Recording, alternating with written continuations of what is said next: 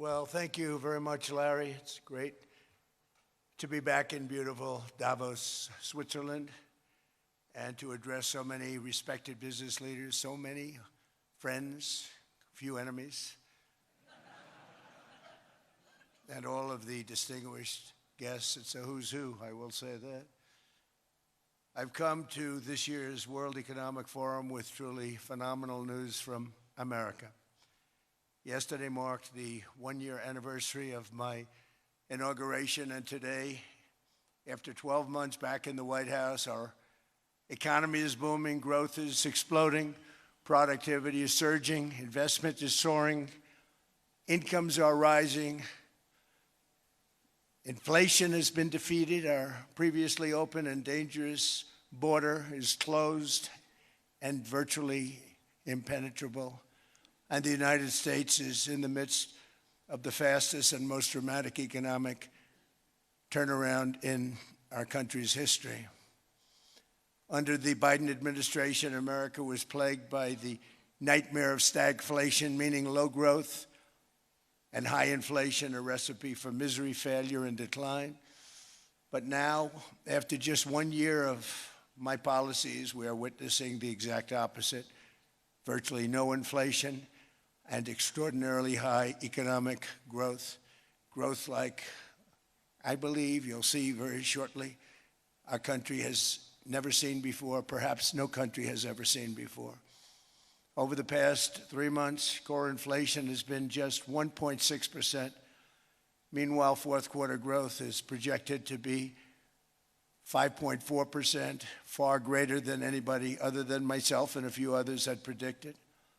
Since the election, the stock market has set 52 all-time high records.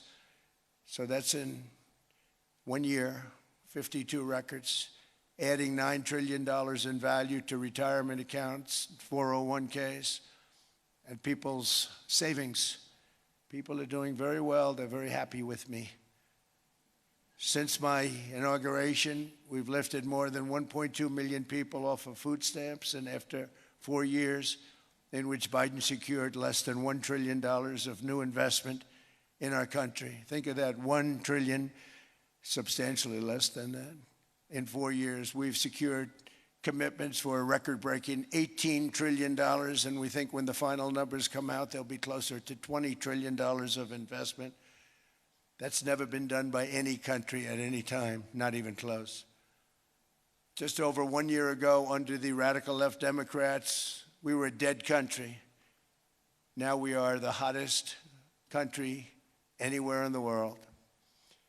In fact, the United States economy is on pace to grow at double the rate that was projected by the IMF just last April. And with my growth and tariff policies, it should be much higher. I really believe we can be much higher than that. And this is all great news, and it's great for all nations. The USA is the economic engine on the planet, and when America booms, the entire world booms. It's been the history. When it goes bad, it goes bad. You all follow us down, and you follow us up, and we're at a point that I don't believe we've ever been. I never thought we could do it this quickly. My biggest surprise is I thought it would take more than a year, maybe like a year and 1 month. But it's happened very quickly. This afternoon, I want to discuss how we have achieved this economic miracle, how we intend to raise living standards for our citizens to levels never seen before, and perhaps how you too and the places where you come from can do much better by following what we're doing, because certain places in Europe are not even recognizable, frankly, anymore. They're not recognizable. And we can argue about it, but there's no argument. Friends come back from different places. I don't want to insult anybody and say I don't recognize it. And that's not in a positive way. That's in a very negative way. And I love Europe, and I want to see Europe go good, but it's not heading in the right direction. In recent decades, it became conventional wisdom in Washington and European capitals that the only way to grow a modern Western economy was through ever-increasing government spending, unchecked mass migration, and endless foreign imports. The consensus was that so-called dirty jobs and heavy industry should be sent elsewhere, that affordable energy should be replaced by the Green New Scam, and that countries could be propped up by importing new and entirely different populations from faraway lands. This was the path that sleepy Joe Biden administration and many other Western governments very foolishly followed, turning their backs on everything that makes nations rich and powerful and strong. And there's so much potential in so many nations. The result was record budget and trade deficits and a growing sovereign deficit driven by the largest wave of mass migration in human history. We've never seen anything like it. Quite frankly, many parts of our world are being destroyed before our very eyes, and the leaders don't even understand what's happening. And the ones that do understand aren't doing anything about it. Virtually all of the so-called experts predicted my plans to end this failed model would trigger a global recession and runaway inflation.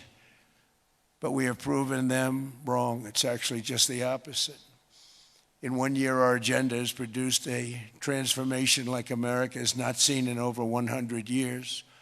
Instead of closing down energy plants, we're opening them up. Instead of building ineffective, money-losing windmills, we're taking them down and not approving any.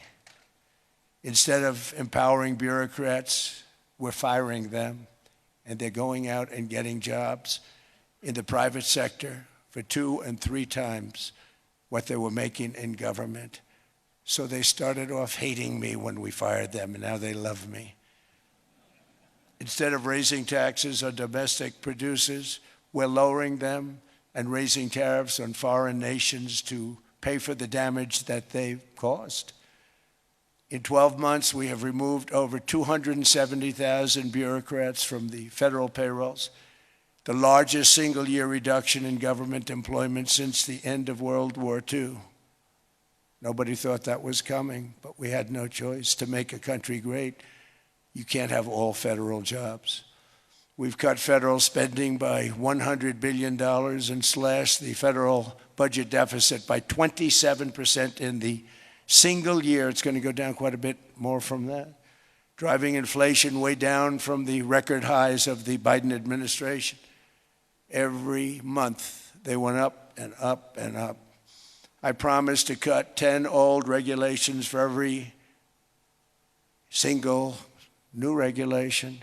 But instead, I've cut, actually, till this point, 129 regulations for every 1 new regulation approved. So every time they come in with a new regulation, we do at least 10, but so far it's averaging out to 129, if you can believe it. In July, we passed the largest tax cuts in American history, including no tax on tips, no tax on overtime, no tax on Social Security for our great seniors.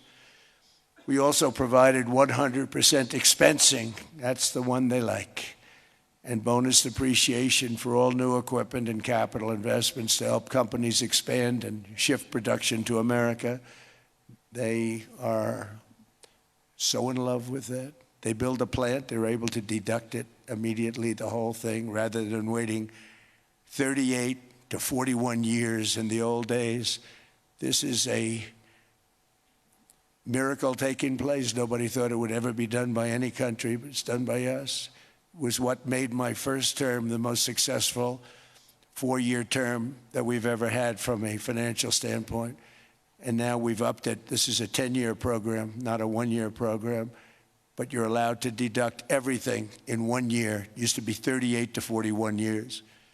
With tariffs, we've radically reduced our ballooning trade deficit, which was the largest in world history. We were losing more than $1 trillion every single year, and it was just wasted. It was going to waste. But in 1 year, I slashed our monthly trade deficit by a staggering 77%, and all of this with no inflation, something everyone said could not be done. There were a couple of brilliant people that actually thought I was doing the right thing. I thought I was doing the right thing. Now they all think I'm doing the right thing because they can't believe the numbers. American exports are now up by more than $150 billion. Domestic steel production is up by 300,000 tons a month, and it's doubling over the next 4 months. It's doubling and tripling, and we have steel plants being built all over the country. Nobody thought they'd see that. Factory construction is up by 41%, and that number is really going to skyrocket right now because that's during a process that they're putting in to get their approvals, and we've given very, very quick, fast approvals. In the process, we've made historic trade deals with partners covering 40% of all U.S. trade. Some of the greatest companies and countries in the world. We have countries as our partner, too. The European nations, Japan, South Korea. They're our partners. They've gone into massive deals with us, especially on oil and gas. And these agreements raise growth and cause stock markets to boom, not only in the U.S., but virtually every country that came to make a deal, because, as you've learned, when the United States goes up, you follow. It's really become a staple. In America, I've stopped the nation-wrecking energy policies that drive up prices while sending jobs and factories to the world's worst polluters. They are indeed polluters. Under sleepy Joe Biden, new domestic oil and gas leases fell by 95%. Think of that. And they wonder, why was gasoline going up so fast?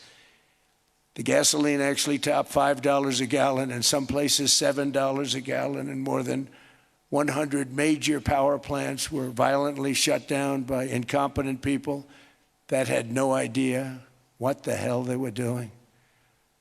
Under my leadership, U.S. natural gas production is at an all-time high, by far.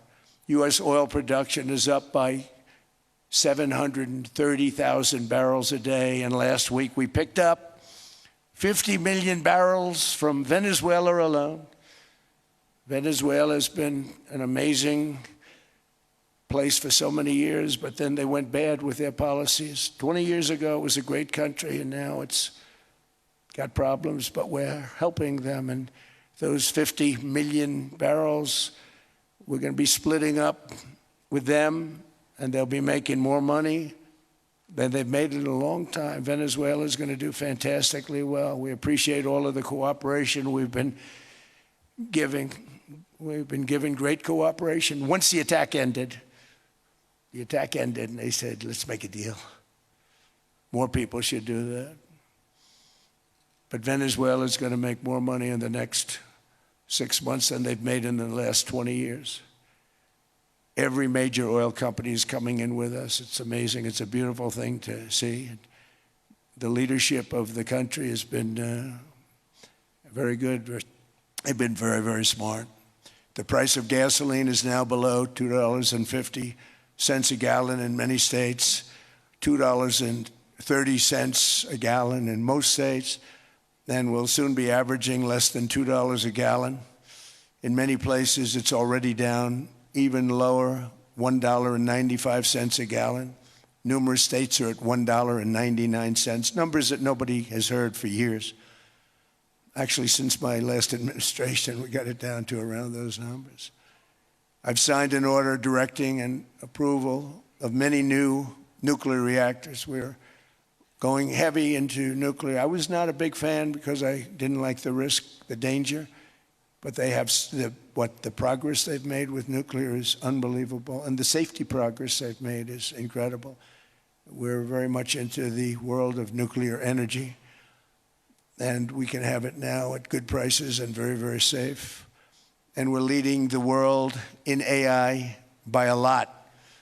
We're leading China by a lot. I think President Xi respects what we've done, in part because I've allowed these big companies building these massive buildings to build their own electric capacity. They're building their own power plants, which when added up is more than any country anywhere in the world is doing. I read recently an article in the Wall Street Journal that China's creating so much energy, and they are. You got to hand it to them.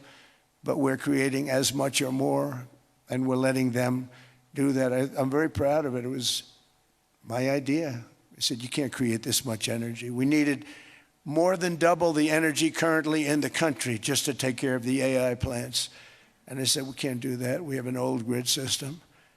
And I came up with the idea, you know, you people are brilliant, you have a lot of money. Let's see what you can do. You can build your own electric generating plants. And they looked at me, they didn't believe me. All of the names that are, I think, in the room right now, if you want to know the truth, they didn't believe it. And I said, no, no, you can't. They came back 2 weeks and they didn't have the plant. They said, we thought you were kidding. I said, no, not only am I not kidding, you're going to have your approvals within 2 weeks. I always say nuclear will take 3 weeks. But most aren't going that. They're going oil and gas. They're even going coal in some cases. Because of my landslide election victory, the United States avoided the catastrophic energy collapse which befell every European nation that pursued the Green New Scam, perhaps the greatest hoax in history. The Green New Scam, windmills all over the place, destroy your land. Destroy your land. Every time that goes around, you lose $1,000. You're supposed to make money with energy, not lose money. Here in Europe, we've seen the fate that the radical left tried to impose on America. They tried very hard. Germany now generates 22% less electricity than it did in 2017. And it's not the current chancellor's fault. He's solving the problem. He's going to do a great job. But what they did before he got there, I guess that's why he got there. And electricity prices are 64% higher. The United Kingdom produces just 1/3 of the total energy from all sources that it did in 1999. Think of that, 1/3. And they're sitting on top of the North Sea, one of the greatest reserves anywhere in the world, but they don't use it. And that's one reason why their energy has reached catastrophically low levels with equally high prices. High prices, very low levels. Think of that, 1/3. And you're sitting on top of the North Sea. And they like to say, well, you know, that's depleted. It's not depleted. It's got 500 years. They haven't even found the oil. The North Sea is incredible. They don't let anybody drill. Environmentally, they don't let them drill. They make it impossible for the oil companies to go. They take 92% of the revenues. So the oil companies say, we can't do it. They came to see me. Is there anything you can do? I want Europe to do great. I want UK to do great. Sitting on one of the greatest energy sources in the world, and they don't use it. In fact, their electricity prices have soared 139%. There are windmills all over Europe. There are windmills all over the place, and they are losers. One thing I've noticed is that the more windmills a country has, the more money that country loses and the worse that country is doing. China makes almost all of the windmills, and yet I haven't been able to find any wind farms in China. Did you ever think of that? It's a good way of looking at it. They're smart. China's very smart. They make them, they sell them for a fortune. They sell them to the stupid people that buy them, but they don't use them themselves. They put up a couple of big wind farms, but they don't use them. They just put them up to show people what they could look like. They don't spin. They don't do anything. They use a thing called coal, mostly. But China goes with the coal. They go with oil and gas. They're starting to look at nuclear a little bit. And they're doing just fine. They make a fortune selling the windmills, though. And I think really that's one that they wouldn't be surprised if it stopped. They are shocked that it continues to go. They're very friendly with me. They're shocked that people continue to buy those damn things. They killed the birds. They ruin your landscapes. Other than that, I think they're fabulous, by the way. Stupid people buy them.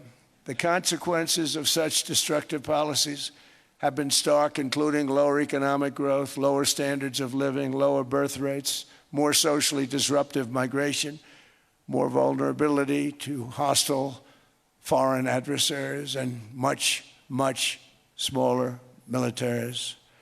The United States cares greatly about the people of Europe. We really do. I mean, look, I am derived from Europe. Scotland and Germany, 100% Scotland, my mother, 100% German, my father. And we believe deeply in the bonds we share with Europe. as a civilization. I want to see it do great. That's why issues like energy, trade, immigration, and economic growth must be central concerns to anyone who wants to see a strong and united West, because Europe and those countries have to do their thing. They have to get out of the culture that they've created over the last 10 years. It's horrible what they're doing to themselves. They're destroying themselves. These beautiful, beautiful places. We want strong allies, not seriously weakened ones. We want Europe to be strong. Ultimately, these are matters of national security, and perhaps no current issue makes the situation more clear than what's currently going on with Greenland. Would you like me to say a few words of Greenland? I was going to leave it out of the speech, but I think I would have been reviewed very negatively. I have tremendous respect for both the people of Greenland and the people of Denmark, tremendous respect. But every NATO ally has an obligation to be able to defend their own territory. And the fact is, no nation or group of nations is in any position to be able to secure Greenland other than the United States. We're a great power, much greater than people even understand. I think they found that out 2 weeks ago in Venezuela. We saw this in World War II when Denmark fell to Germany after just 6 hours of fighting and was totally unable to defend either itself or Greenland. So the United States was then compelled, we did it, we felt an obligation to do it, to send our own forces to hold the Greenland territory. And hold it we did, at great cost and expense. They didn't have a chance of getting on it, and they tried. Denmark knows that.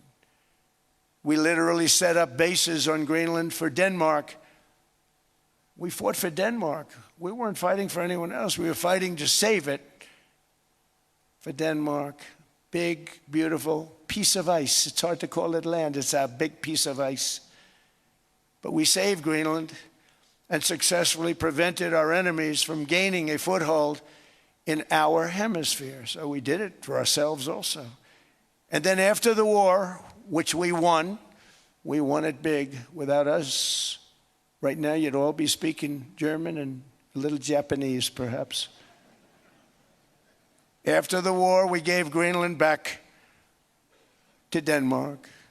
How stupid were we to do that? But we did it. But we gave it back. But how ungrateful are they now?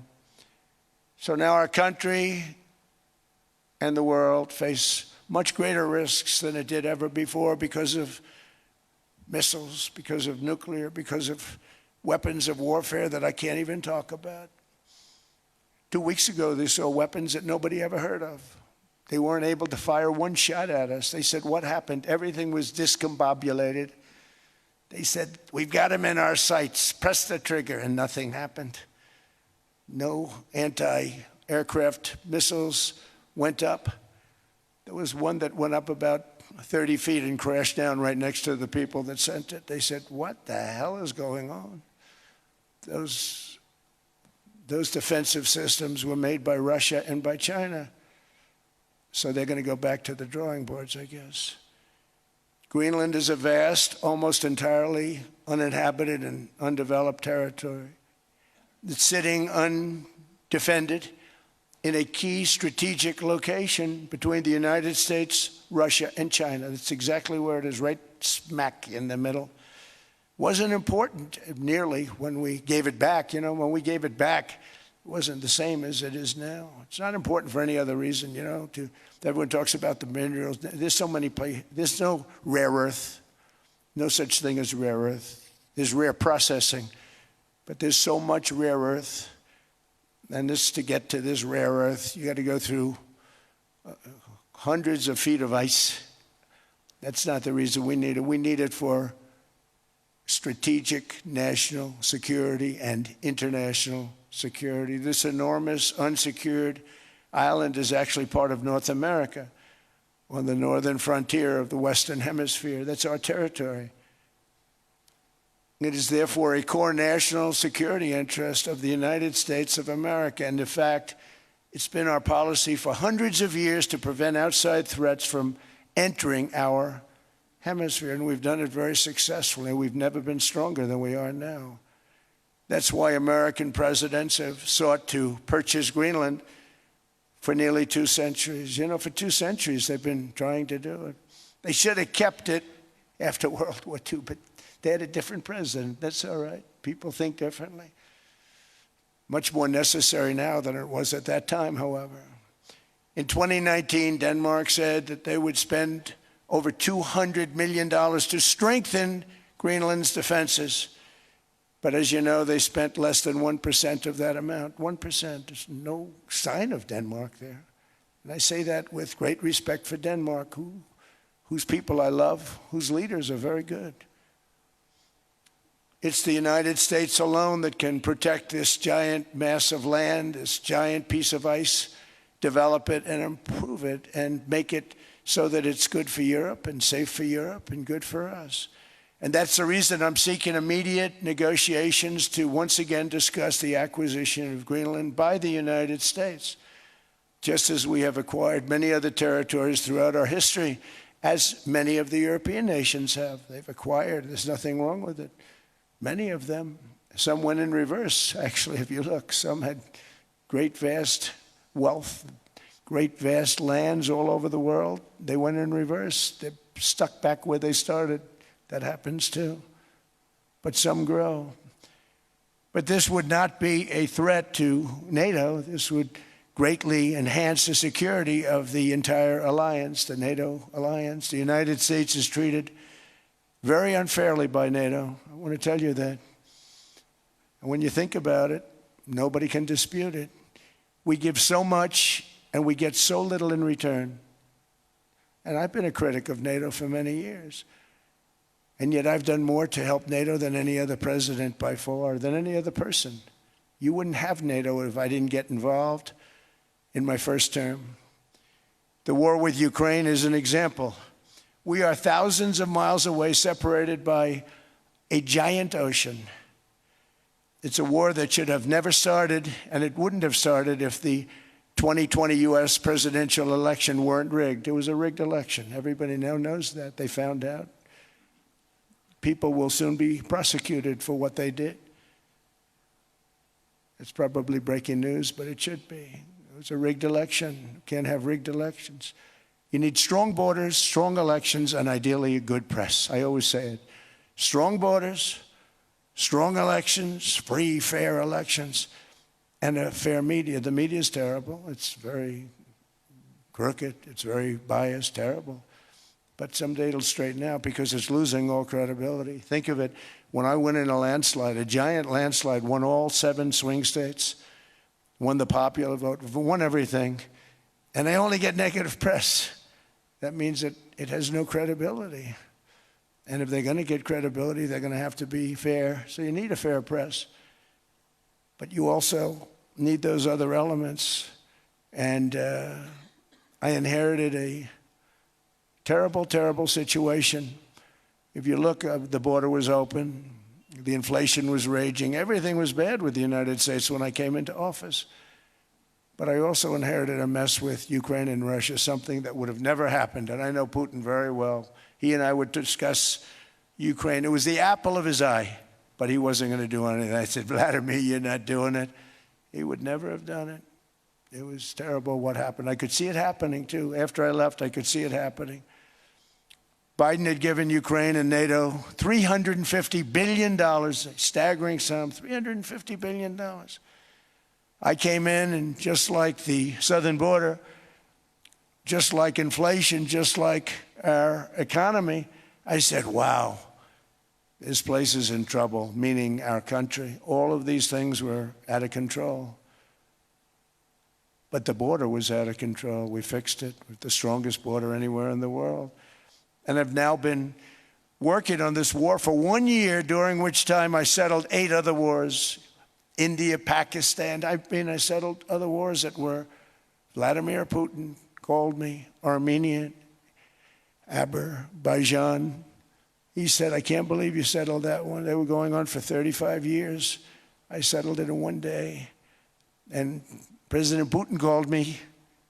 He said, you know, I can't believe I've worked on that war for 10 years trying to settle it. I couldn't do it. I said, do me a favor, focus on settling your war. Don't worry about that one. What does the United States get out of all of this work, all of this money, other than death, destruction, and massive amounts of cash going to people who don't appreciate what we do? They don't appreciate what we do. I'm talking about NATO, I'm talking about Europe. They have to work on Ukraine. We don't. The United States is very far away. We have a big, beautiful ocean separating us. We have nothing to do with it. Until I came along, NATO was only supposed to pay 2% of GDP. But they weren't paying, most of the countries weren't paying anything. The United States was paying for virtually 100% of NATO. And I got that stopped. I said, that's not fair. But then more importantly, I got NATO to pay 5%, and now they were paying, and now they are paying. So something nobody said was possible. They said, we will never go up higher than 2%. But they went to 5%, and now they're paying the 5%. They didn't pay the 2%, and now they're paying the 5%. And they're stronger for it, and they have an excellent, by the way, Secretary General, who's possibly in the room. Mark, are you here? Yes, he's here. Hello, Mark. We never asked for anything, and we never got anything. We probably won't get anything unless I decide to use excessive strength and force where we would be, frankly, unstoppable. But I won't do that. Okay? Now everyone's saying, oh, good. That's probably the biggest statement I made, because people thought I would use force. I don't have to use force. I don't want to use force. I won't use force. All the United States is asking for is a place called Greenland, where we already had it as a trustee, but respectfully returned it back to Denmark not long ago after we defeated the Germans, the Japanese, the Italians, and others in World War II. We gave it back to them. We were a powerful force then, but we are a much more powerful force now, after I rebuilt the military in my first term and continue to do so today. We have a budget of $1.5 trillion. We're bringing back battleships. The battleship is 100 times more powerful than the great battleships you saw in World War II, those great, big, gorgeous ships, the Missouri, the Iowa, the Alabama.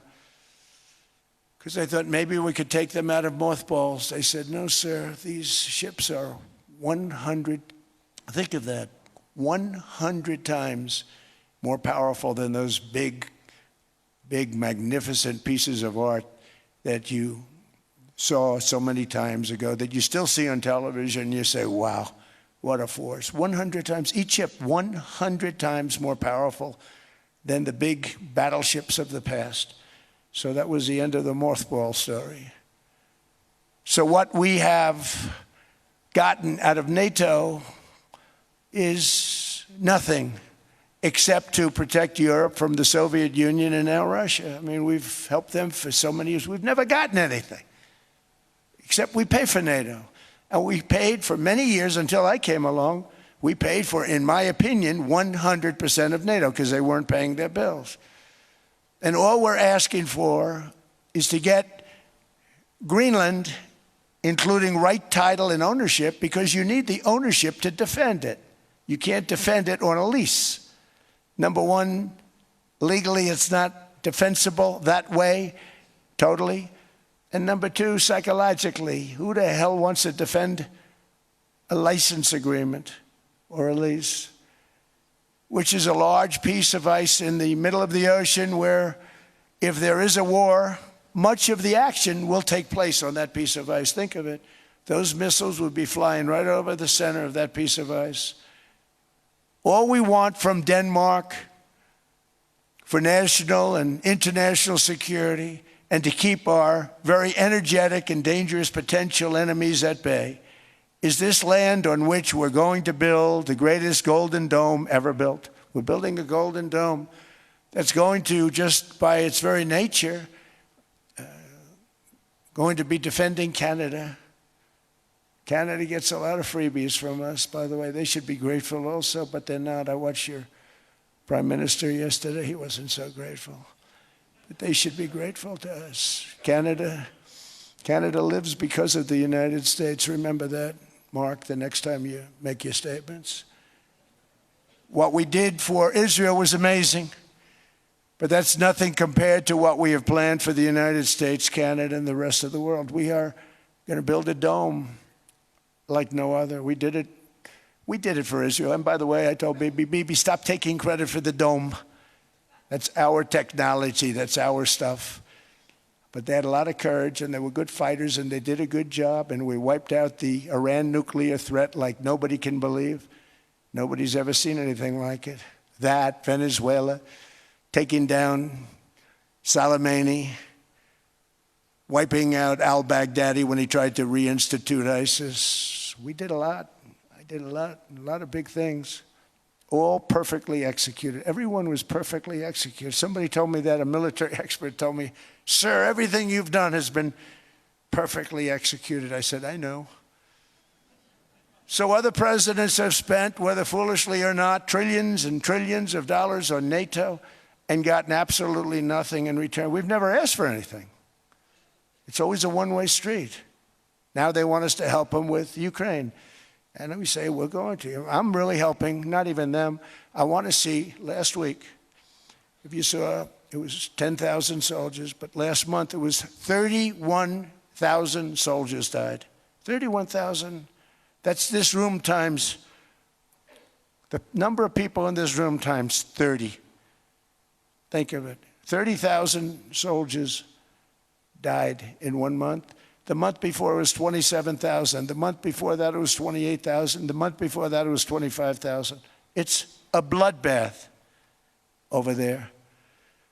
And that's what I want to stop. It doesn't help the United States, but these are souls. These are young people. Look like you, look like some of you right in the front row. They go to war. Their parents are so proud. Oh, there he goes, comes back. 2 weeks later, they get a call, your son's head's been blown off. I want to stop it. It's a horrible war. It's the worst since World War II.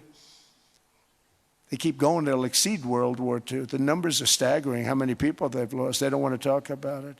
Ukraine and Russia lost just tremendous amounts. And I'm dealing with President Putin, and he wants to make a deal, I believe. I'm dealing with President Zelensky, and I think he wants to make a deal. I'm meeting him today. He might be in the audience right now. But they got to get that war stopped because too many people are dying, needlessly dying. Too many souls are being lost. It's the only reason I'm interested in doing it. But in doing it, I'm helping Europe, I'm helping NATO, and I've until the last few days when I told them about Iceland, they loved me. They called me daddy, right, last time. A very smart man said, he's our daddy. He's running it. I was like running it. I went from running it to being a terrible human being. But now what I'm asking for is a piece of ice, cold and poorly located, that can play a vital role in world peace and world protection. It's a very small ask compared to what we have given them for many, many decades. But the problem with NATO is that we'll be there for them 100%. But I'm not sure that they'd be there for us. If we gave them the call, gentlemen, we are being attacked. We're under attack by such and such a nation. I know them all very well. I'm not sure that they'd be there. I know we'd be there for them. I don't know that they'd be there for us. So with all of the money we expend, with all of the blood, sweat, and tears, I don't know that they'd be there for us. They're not there for us on Iceland, that I can tell you. I mean, our stock market took the first dip yesterday because of Iceland. So Iceland's already cost us a lot of money. But that dip is peanuts compared to what it's gone up. And we have an unbelievable future in that stock. That stock market is going to be doubled. We're going to hit 50,000, and that stock market's going to double in a relatively short period of time. because of everything that's happening. But this is a good example. After giving NATO and European nations trillions and trillions of dollars in defense, they buy our weapons. We make the greatest weapons in the world, but now we're going to make them faster, much faster. You saw that. I put a cap on the salaries, and I put no buybacks, no stock buybacks, no various other things that they were doing. I mean, they were making $50 million, but it would take them 3 years to give you a Patriot missile. I said, that's not good. My chauffeur can do a better job than that, and he makes slightly less than 50. They make big salaries. If they're going to make those big salaries, they're going to have to produce a lot faster. The good news is we have the greatest equipment in the world. Now we're going to start making it a lot faster. They're going to build additional plants. And all of the money that goes into stock buybacks is going to go into building plants. We're not allowing stock buybacks by defense companies any longer. They're going to build new plants to make Tomahawks, Patriots. We have the best equipment, F-35s, F-47, the new one just coming out. They say it's the most devastating plane, fighter jet ever. Who knows? They called it 47. If I don't like it, I'm going to take the 47 off it. I wonder why they called it 47. We'll have to think about that. But if I don't like it, I'm going to take that 47 off. But it's supposed to be the stage 6. It's supposed to be the first stage 6 plane, undetectable, like our B-2 bombers were undetectable. They flew right over Iran. They were undetectable. And they did their job, and they got the hell out of there.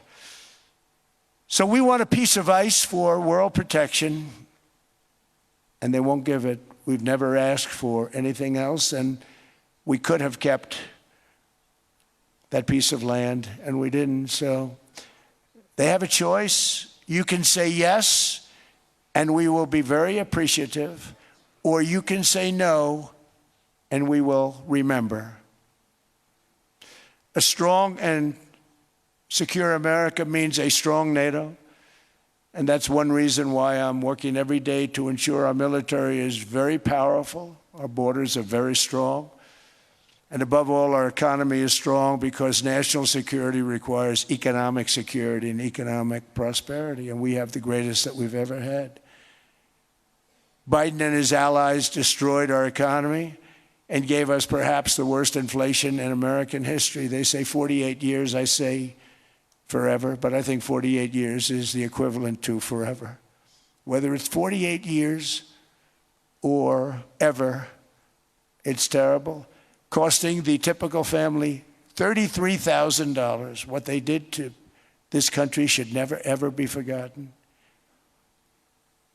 It's early, but he has to be rated as the worst president we've ever had by far. The auto pen did much of the damage. The auto pen, he was the auto pen president, because I don't believe a sane president would have ever signed the kind of things that he signed. But now grocery prices, energy prices, airfares, mortgage rates, rent, and car payments are all coming down, and they're coming down fast. We inherited a mess, but we've done a hell of a job in 12 months. Under my most favored nation policy for drug prices, the cost of prescription drugs is coming down by up to 90%, depending on the way you calculate. You could also say 5, 6, 7, 800%. There are two ways of figuring that. But we have a favored nations policy that every president wanted, no president was able to get. I got it, and other nations approved it. And I had to use tariffs in order to get it because they said, no way. In other words, a pill that costs 10% in London costs $130. Think it costs $10 in London, costs $130 in New York or in Los Angeles. And I'd say, boy, that's bad. Friends of mine would say, you know, we go to London, you can buy the stuff for nothing. We go all over the world, we can buy it for nothing. Because basically America was subsidizing every nation in the world because presidents allowed them to get away with it. It became very tough. So when I called up Emmanuel Macron, I watched him yesterday with those beautiful sunglasses. What the hell happened? But I watched him sort of be tough. But he was at $10 for a pill. And I said, Emmanuel, and I have all the big pharmaceutical companies are in total agreement. It wasn't easy, by the way. They're tough, smart. They've been getting away with the scam for a long time. But they gave it up. But they said, you'll never get the countries to approve it. I said, why is that? Because they won't. They always said, we're not paying any more. Get the rest for the United States. So over the years, they stayed the same. We just went up, up, up. And I mean, we would pay 13, 14, 15 times more than certain countries would. So I said, no, they'll approve it 100%. Sir, you'll never get them to approve it. I said, I guarantee you. But I actually started with Emmanuel, who probably is in the room too. And I like him. I actually like him. Hard to believe, isn't it?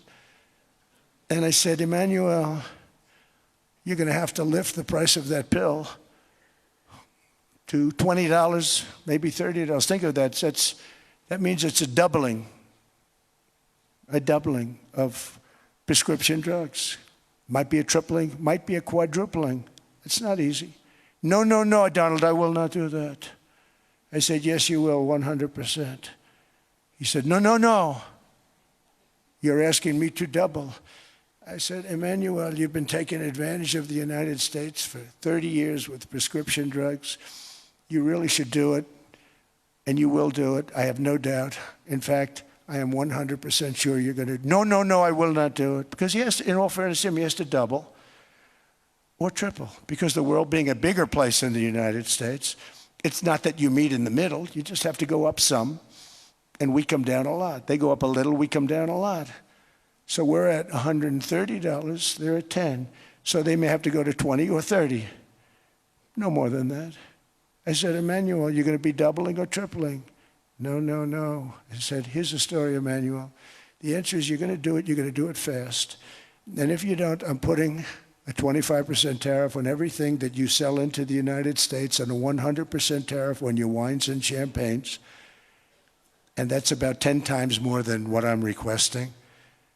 And you're going to do it. I don't want to go public with it, but you may make me do that. No, no, Donald, I will do it.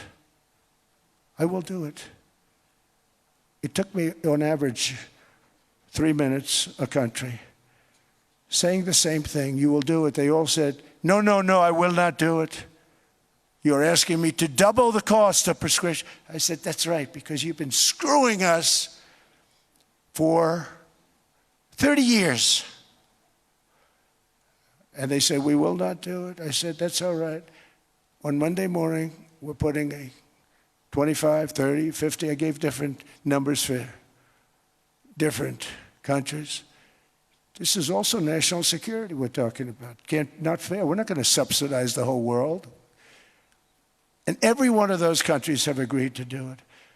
So one of the biggest things that I've done is the fact that we have now most favored nation. We will pay whatever the lowest price is in the entire world. So our drug prices are going to be coming down by staggering 90%. Again, you could say 1,000%, 2,000%. Depends on the way you want to figure it. But we'll go with the way the fake news likes it better because it sounds, can you imagine a 90% reduction sounds much worse. But drug prices are going to be coming down tremendously in all the nations, and I appreciate them doing it. But they did it, in all fairness, without tariffs. I wouldn't have been able to get it done. After declining $3,000 under Biden, real incomes are up in the United States by $2,000, $3,000, and even $5,000 and more. Homeownership has always been a symbol of health and vigor of American society, but that goal fell out of reach for millions and millions of people in the Biden era because interest rates went up so high. Today, I'm taking action to bring back this bedrock of the American dream. In recent years, Wall Street giants and institutional investment firms, many of you are here, many of you are good friends of mine, many of you are supporters. Sorry to do this to you, I'm so sorry. But you've driven up housing prices by purchasing hundreds of thousands of single-family homes, and it's been a great investment for them. Often as much as 10% of houses on the market. You know, the crazy thing is a person can't get depreciation on a house, but when a corporation buys it, they get depreciation. Okay, that's something we're going to have to think about too. I don't know if too many people think about that. You buy a corporation, they buy 500 houses, they buy hundreds of thousands, they buy 500 houses, they can take depreciation.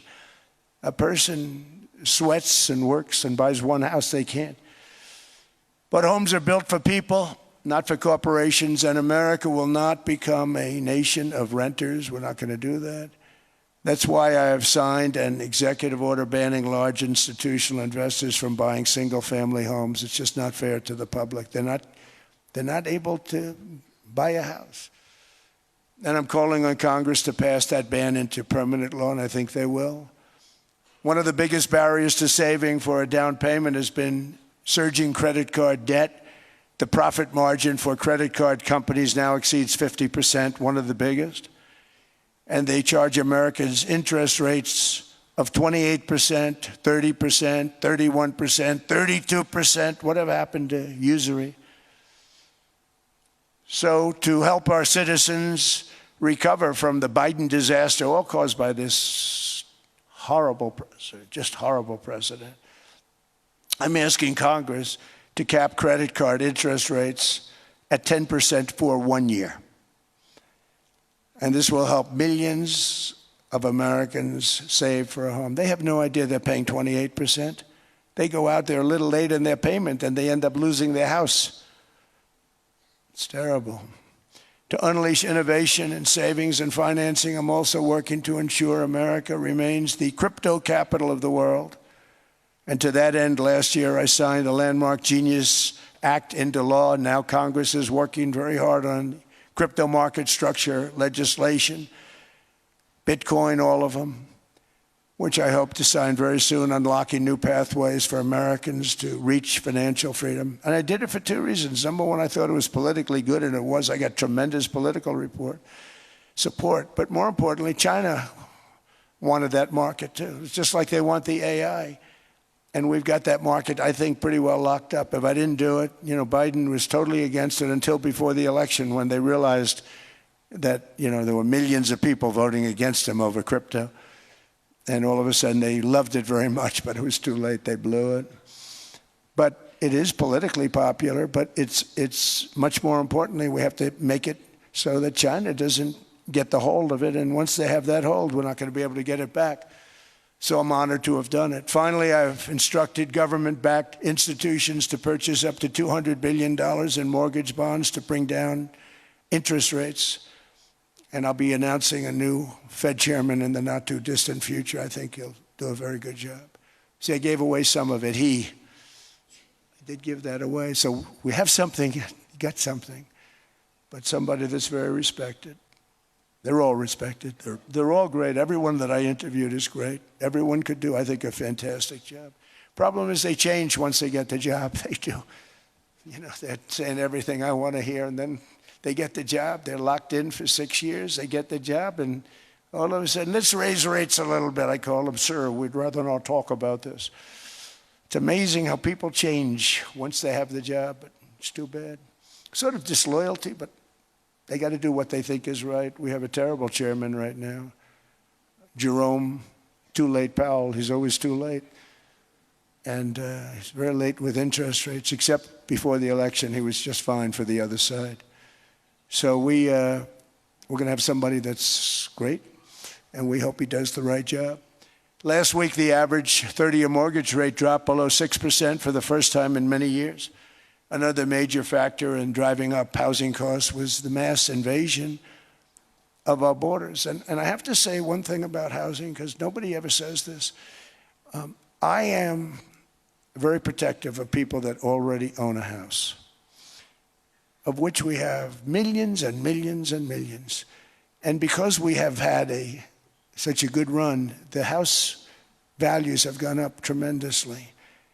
And these people have become wealthy. They weren't wealthy. They become wealthy because of their house.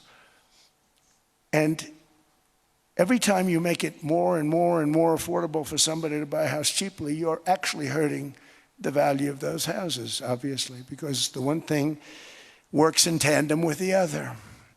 And I don't want to do anything that's going to hurt the value of people that own a house, who for the first time in their lives are walking around the streets of whatever city they're in, very proud that their house is worth $500,000, $600,000, $700,000. Now, if I want to really crush the housing market, I could do that so fast and people could buy houses, but you would destroy a lot of people that already have houses. In some cases, they've mortgaged their house, and the mortgage would be very low, and all of a sudden the mortgage without any changes becomes very high, and they end up losing the house. I'm not going to hurt, and I speak with Scott, who's doing a fantastic job, and Howard, who's doing a fantastic job, and all of my people. And I always say, look, you know, I can crush the hell out of the market. We can drop interest rates to a level, and that's one thing we do want to do. That's natural. That's good for everybody. You know, the dropping of the interest rates, we should be paying a much lower interest rate than we are. We should be paying the lowest interest rate of any country in the world, because without the United States, you don't have a country. I mean, I had a case with Switzerland. We happened to be in Switzerland. Maybe I'll give you a quick story. But they were paying nothing. They make beautiful watches, great watches, Rolex, all of them. They were paying nothing to the United States when they sent their product in. And we had a $41 billion deficit. $41 billion with this beautiful place. Flew over it, isn't it nice? So I said, let's put a 30% tariff on them so that we get back some of it, not all of it at all. We'd still have a deficit, big deficit. We had 41 million. That's a big deficit. And I said, let's put a tariff on. Different tariffs, different places. You're all party to them. In some cases, victims to them. But in the end, it's a fair thing. And most of you realize that. But we put a 30% tariff on Switzerland, and all hell broke loose. They were calling, I mean, like you wouldn't believe. And I know so many people from Switzerland, incredible place, incredible, brilliant place. But I then realized that they're only good because of us. And there's so many other examples. I mean, us and probably other places, but a majority of the money they make is because of us, because we never charged them anything. So they come in, they sell their watches, no tariffs, no nothing. They walk away, they make $41 billion on just us. So I said, no, we can't do that. So I'm going to bring it up. I still would have a deficit pretty substantial, but I brought it up to 30%. And I guess Prime Minister, I don't think President, I think Prime Minister called a woman, and she was very repetitive. She said, no, no, no, you cannot do that, 30%. You cannot do that. We are a small, small country. I said, yeah, but you have a big, big deficit. You may be small, but you have a bigger deficit than big countries. He said, no, no, no, please, you cannot do it. Kept saying the same thing over and over. We are a small country. I said, but you're a big country in terms of... And she just rubbed me the wrong way, I'll be honest with you. And I said, all right, thank you, ma'am, appreciate it. Do not do this. Thank you very much, ma'am. And I made it 39%. And then all hell really broke out. And I was paid visits by everybody. Rolex came to see me. They all came to see me. But I realized, and I reduced it, because I don't want to hurt people. I don't want to hurt them. And we brought it down to a, lower level. Doesn't mean it's not going up. But we brought it down to a lower level. But they pay now, tariff. But I realized that we have many places like that where they're making a fortune because of the United States. Without the United States, they wouldn't be making anything. Think of it. Switzerland made $41 billion on us. And as she said, it's a small place. And I realized with that, I don't know, it was so, because she was so aggressive. And I realized in that conversation that the United States is keeping the whole world afloat. Many places, I could give you 6, 7 places just in the people in this little area. I know every one of them. They're looking down. They don't want to see me, and they don't want to stare me in the eyes. But they're taking advantage of, everybody took advantage of the United States.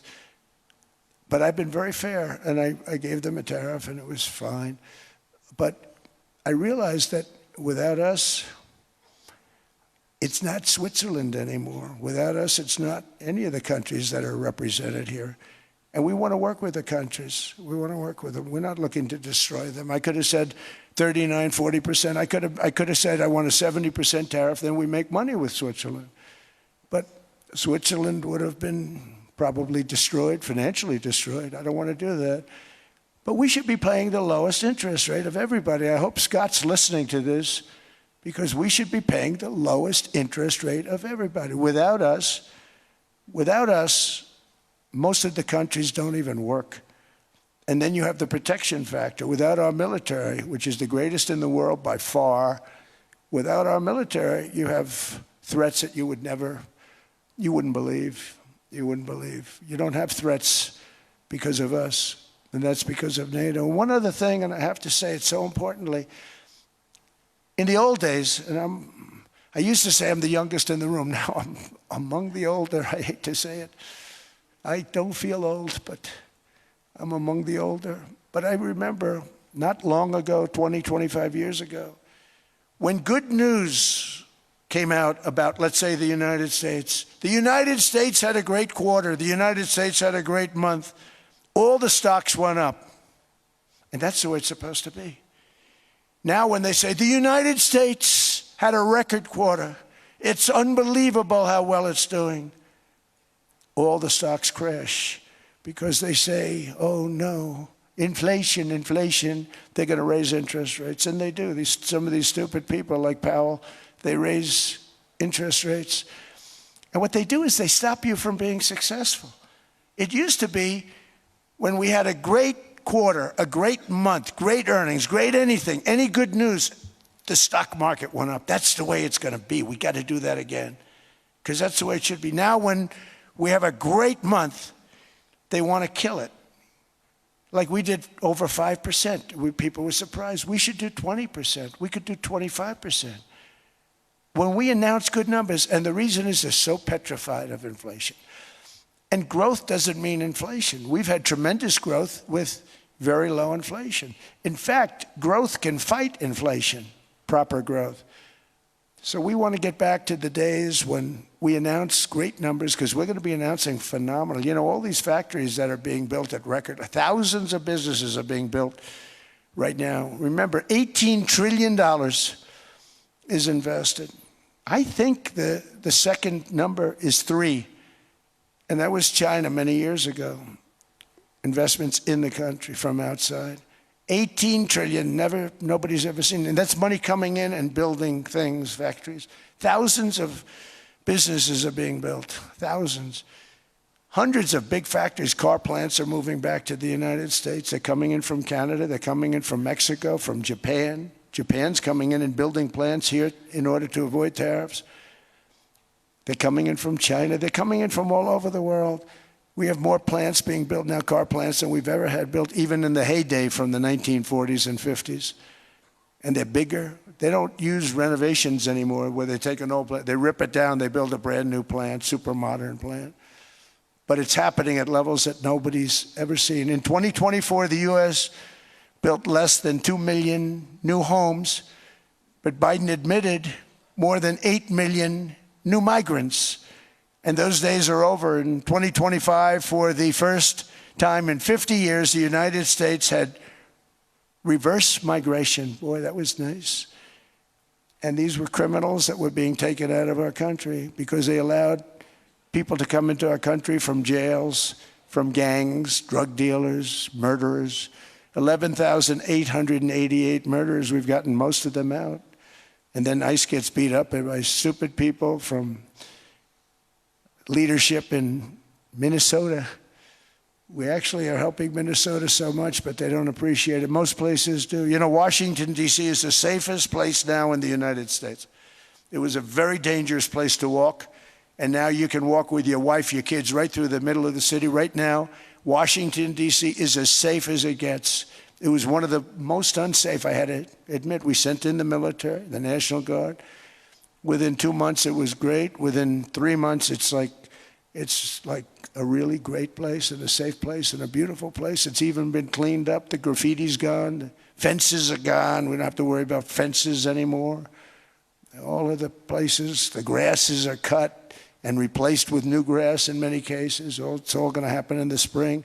But Washington and D.C. is beautiful again, and it's safe. New restaurants are opening up. They were all closing. Now you can't get into a restaurant. Restaurants in Washington, D.C. are all opening. Memphis also, Memphis, Tennessee, New Orleans, Louisiana. We were there for 3 weeks. We've cut the crime down by 64%. Within another month, we'll have virtually no crime there. We can do that all over. We're going to help the people in California. We want to have no crime. I know Gavin was here. I used to get along so great with Gavin when I was president. Gavin's a good guy. And we're going to, if he needed it, I would do it in a heartbeat. I'd love to see. We did help them a lot in Los Angeles, a lot with the early in my term when they had some problems. But we would love to do it. I will say this, if I were a Democrat governor or whatever, I would call up Trump. I'd say, come on in, make us look good. Because we're cutting crime down to nothing. And we're taking people out, career criminals, who are only going to do bad things, and we're bringing them back to their countries. But where we've done it has been amazing. And we have a capacity to do it at much greater levels. We're cutting illegal aliens off welfare and other government benefits, and I have directed that starting immediately, there will be no more payments to sanctuary cities because they are really just sanctuaries for criminals. They're really protecting criminals, and those are the ones we have to get out of the country. Murderers, drug dealers, the mentally insane. They emptied their mental institutions into the United States. And despite that, we have the lowest crime numbers that we've ever had in the history of the country. Just came out. But equally importantly, we're cracking down on more than $19 billion in fraud that was stolen by Somalian bandits. Can you believe that Somalian? They turned out to be higher IQ than we thought.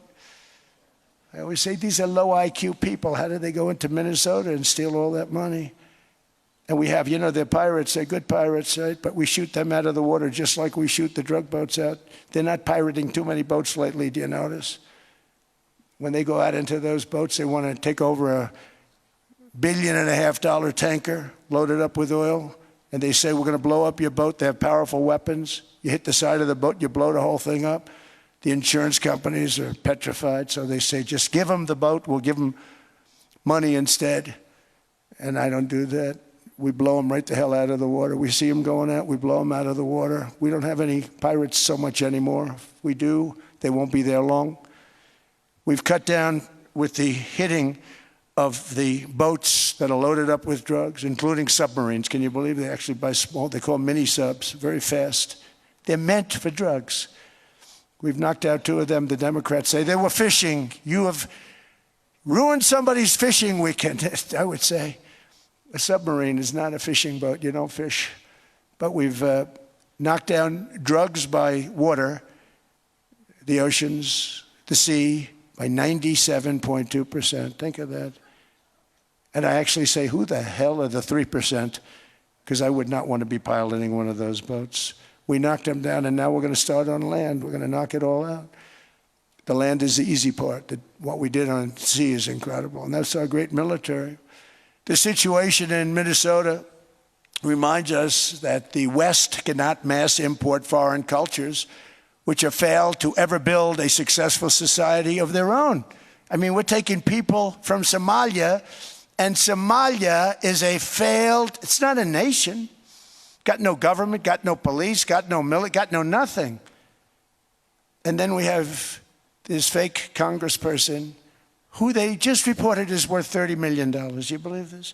Ilhan Omar, talking about the Constitution provides me. She comes from a country that's not a country.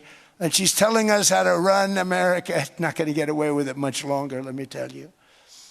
The explosion of prosperity and conclusion and progress that built the West did not come from our tax codes. It ultimately came from our very special culture. This is the precious inheritance that America and Europe have in common. We share it.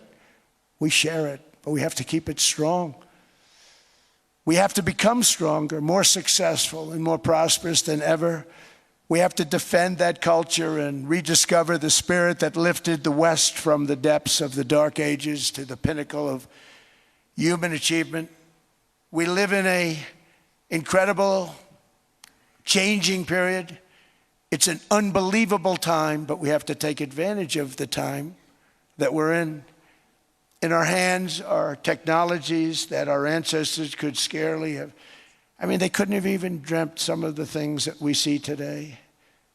And so rapidly they're produced. I mean, AI, 2 years ago, nobody ever heard of the term, and now everybody's talking about it. And it can have some very good purpose. It could also have some dangerous purpose, and for that we have to watch out. But some tremendous things are happening because of it. And we're leading by so much. We're doing so well. But opportunities that are bigger and grander than ever before in human history are right before us. It is the pioneers in this room. Many of you in this room are true pioneers. You're truly brilliant people.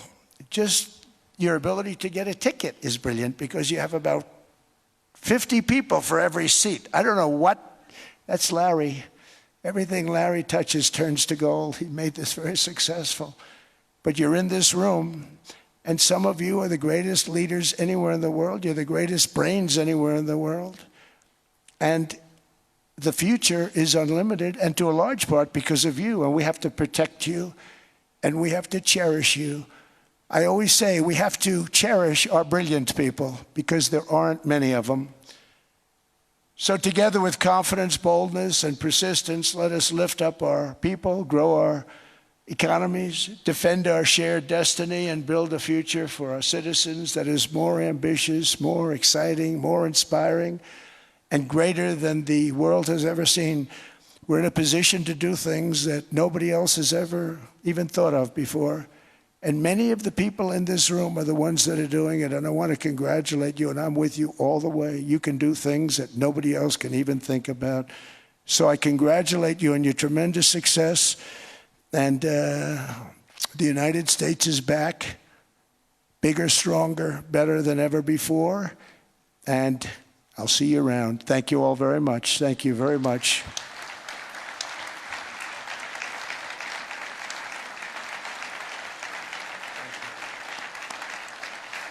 Thank you.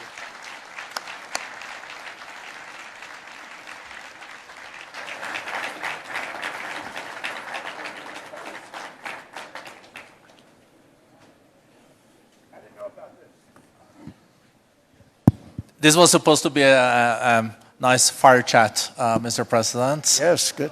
I got set up now. I did know. You made the job for the moderator really easy. Thank you, Mr. President, for your speech. I do have a few follow-up questions, if it's okay. Sure. I don't think I should start with Greenland, maybe. I'll start with the economy. The U.S. economy is doing really well. But how to sustain this growth moving forward? Because there's always a recession looming around the corner. Well, you know, the one thing about economies and recessions is sometimes you get hit unexpectedly and there's nothing you can do about it. All brilliant people, but there's nothing. One example was COVID. We had an economy going at levels like nobody had ever seen my first 2.5, 3 years. And then I heard the word pandemic, not COVID. They came up with that name over a period of time. We won't get into that. But I heard the word pandemic. And I had a poll come out that was so strong just prior to that. And I was with the two best pollsters, McLaughlin and Fabrizio. And they said, sir, George Washington and Abraham Lincoln, if they came back and ran as president and vice president, they couldn't beat you. And then what happened is the following day, I was told to stay tuned because there's something really bad happening in China. There are bodies laying all over Wuhan, right around that certain building that we talk about. I always said it came from Wuhan. It did come from Wuhan. And they were body bags. We saw it by satellite. And they said, there are strange things happening in China. And so it began. And we ended up with the COVID, and the whole world suffered. We did a phenomenal job. I don't think we got the credit we deserved. We did something that Operation Warp Speed, which some people say was one of the greatest military feats ever. We did a great job. Used our military, used a lot of people. But sometimes you get hit with things, nothing you can do. You get hit with things like that unexpectedly.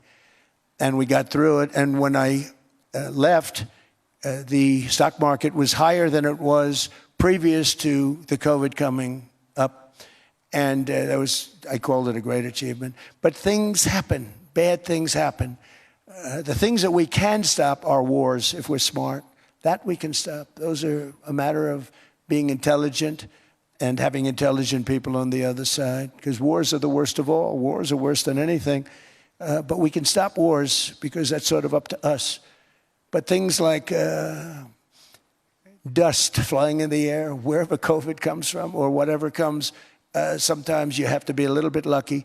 But we are poised to have an economy like no other, not only in this country, but anywhere. And you know, when you hear the kind of numbers that I can tell you that Scott Bessent was with me the other day, and he's looking at numbers. He said, I can't. And that's all he's done his whole life, pretty much your whole life. Scott, you weren't going to be a football player, I don't think. Scott was not that great at football, but he was always good at numbers, right? And he was looking at numbers. He said, I've never seen anything like this. We're poised to do things that no other country has ever done. And, you know, luck, I hate to say it, but we need a little luck. We don't want to get hit by something that nobody could have thought. Whoever thought we were going to hit by a pandemic? You know, when I heard the word pandemic, I said, oh, that's an ancient problem. World War I, they lost 100 million people. It actually ended World War I. A lot of people don't know. The Spanish flu in World War I ended the war because all the soldiers were sick. The soldiers were so sick on both sides. And that war was raging, and they were all dying from the Spanish flu. They were sick as dogs. They couldn't fight. So, you know, you don't know how that would have turned out. But so we do, I mean, subject to that, and I always have to put a caveat in for it, but we're poised to have the greatest growth of any large country, I think any country that there's been. When you look at what's happening in the United States, it's really amazing. Thank you. One thing that maybe keeps you up at night, I know you don't sleep that much anyway, Mr. President, is the debt. The U.S. debt is high, is now the biggest expenditure on your budget. How to get out of that impasse? Well, the big thing is growth. I mean, growth is the way. If we grow like this, we go from having at $37 trillion. We go from having high debt to low debt. But we also are cutting expenses, you know, the old-fashioned way. We have extraordinary growth. I think we're going to be growing our way out. I think we're going to be paying off debt. We're taking in tremendous money from tariffs fairly. And again, I'm using them judiciously. You know, Switzerland's a case study. I could have gotten much more. I could have asked for much more. But we're using them judiciously. But I think growth, most importantly, and then cutting costs. Now, if you take a look at Minnesota, $19 billion in fraud and other things. People going to airports, they came into the country, they don't have 10 cents, and they're leaving with hundreds of thousands of cash in their bags.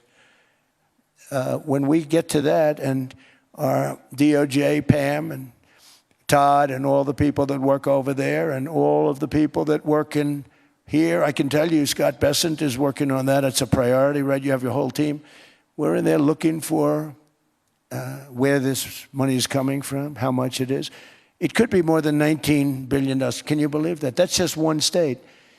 If we were able to cut out 50% of the fraud, 50%, and we should be able to do better than that, we would have a balanced budget without having to talk about even growth. So we have a lot of options, but we're working very hard on that. That's a big deal. It's not just the protests, the fake protests done by agitators and, you know, professional insurrectionists. That's what they are. They're professional troublemakers. But we are looking very strong at the money too in Minnesota and other places. I think, Mr. President, also the $500 billion invested in artificial intelligence and the frontier technologies last year also were driving growth exponentially in the U.S. Well, AI has been a big factor. AI is massive. I mean, Mark Zuckerberg showed me a plant where he put it over a map of Manhattan, and it was basically the size of Manhattan. This is not, I said, you got to be kidding. It's a plant that was miles long, miles wide, very high. I don't think it was as high like the Empire State Building, but it was high. And it literally covered most of the island of Manhattan.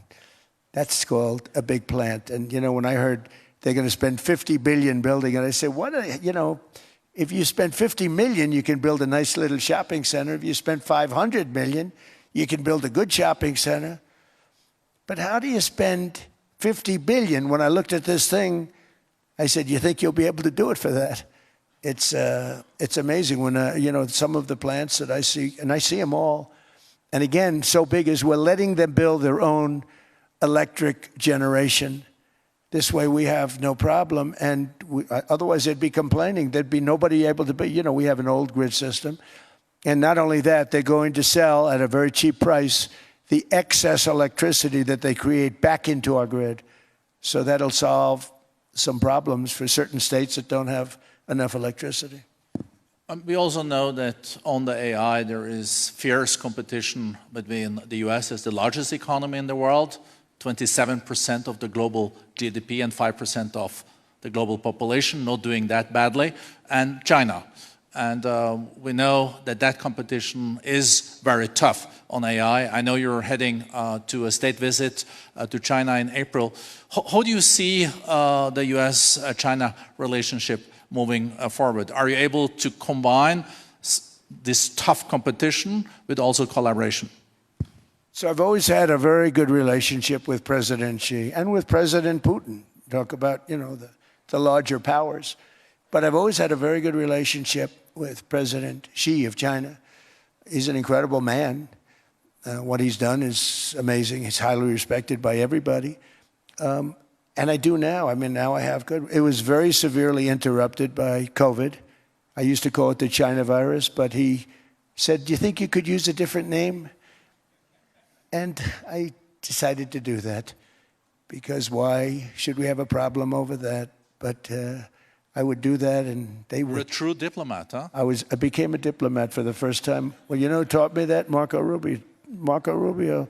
He said, let me teach you about diplomacy.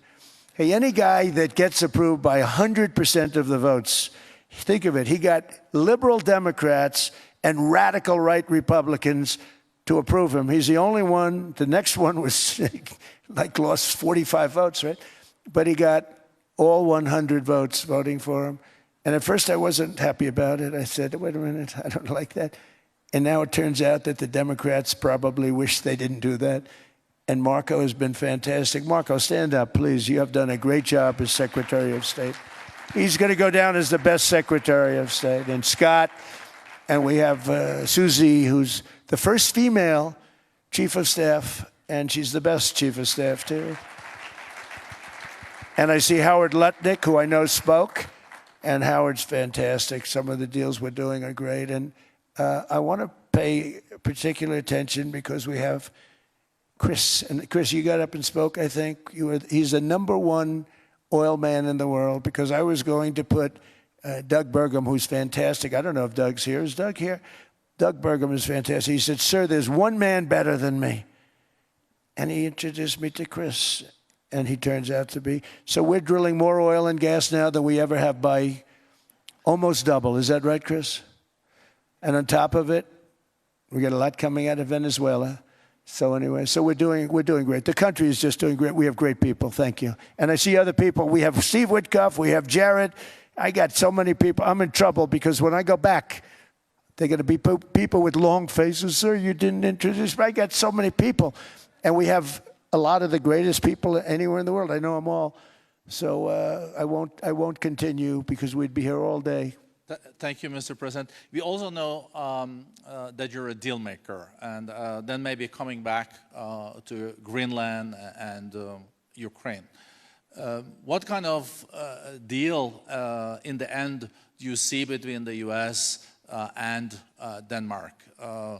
Well, because, you know, I guess you see it now as a negotiation going on, or? Well, it's costing Denmark hundreds of millions a year to run it. And Denmark's a small country and wonderful people. But, you know, it's very expensive. It's a very big piece of ice. And it's very important. I mean, I don't want to repeat the speech, but it's very important that we use that for national and international security. That can create a power that will make it impossible for the bad guys to do anything against the perceived good ones. And it's a great block for Europe. Just like, you know, Denmark was supposed to spend hundreds of millions of dollars. They didn't spend the money. They didn't spend anything almost. And we'll see what happens. I just say this. NATO has treated the United States of America very unfairly. We never asked for anything. We never got anything. We actually took care of the needs of NATO for years and years, which I felt was always unfair. So I got NATO to pay because they're rich countries. But I think it's time that NATO step up. We're helping them with Ukraine. Without us, I think Putin would have gone all the way. I think we have it. I think that could have been a World War III, if you want to know the truth.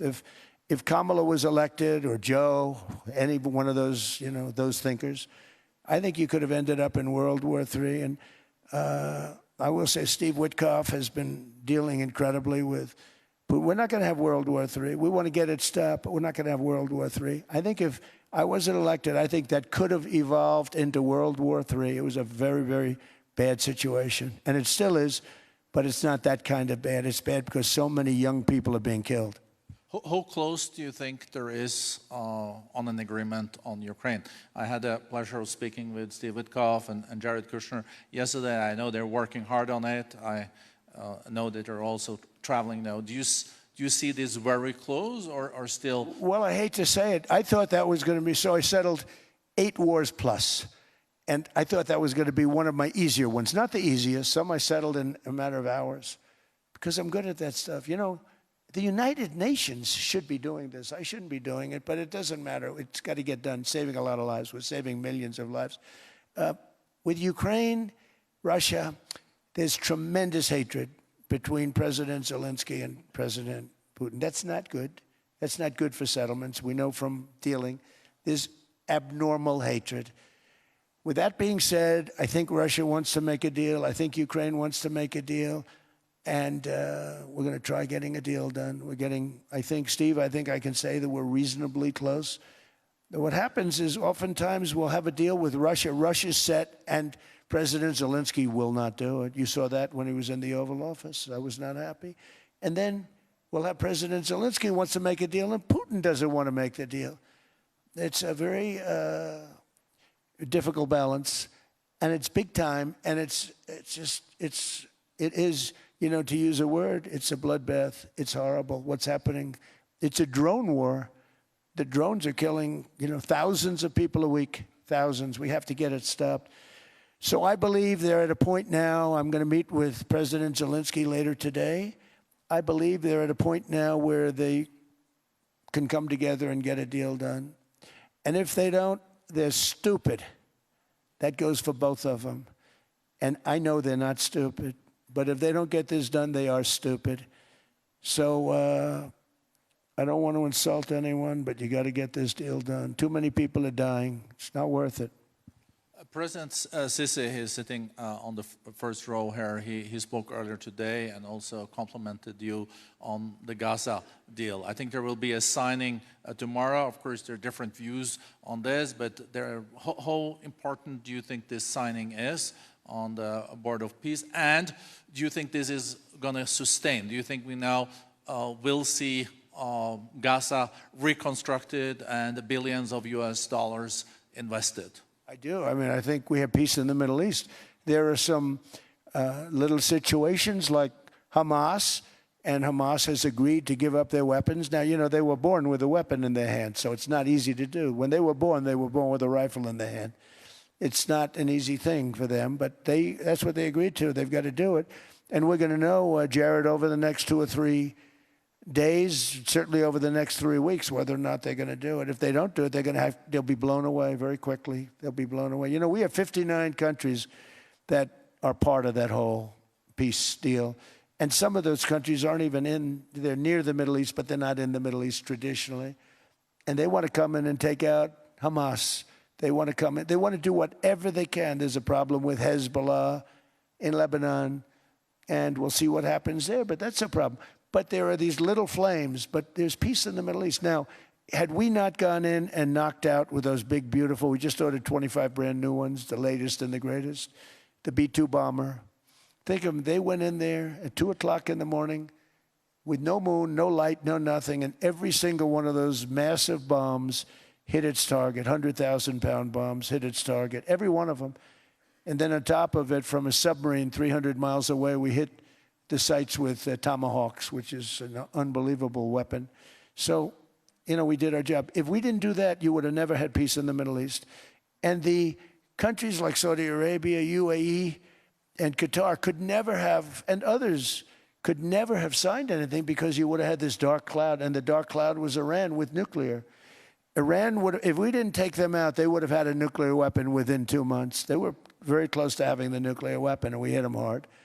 And it was a total obliteration. If they may try again, but they're going to have to try from a different area because that area was obliterated. Incredible thing we did. And because we did that, we were able to make peace. If we didn't do that, I would say, Jared and Steve, if we didn't do that, there was no chance of making peace because the countries I just named and other countries could have never signed off. They were afraid. They were afraid. We had a bully. The bully was Iran, the bully of the Middle East. They used to call it for years. They were the bully of the Middle East. They're not the bully of the Middle East anymore. Mr. President, I know you even had to change plane last night, so I guess you didn't have much sleep, but I think you're... But your energy is still there. I know you have several bilateral meetings. I know you're also hosting a reception. So thank you so much for coming back to Davos. Thank you so much. It's highly appreciated. Well, thank you very much. Thank you, everybody, very much.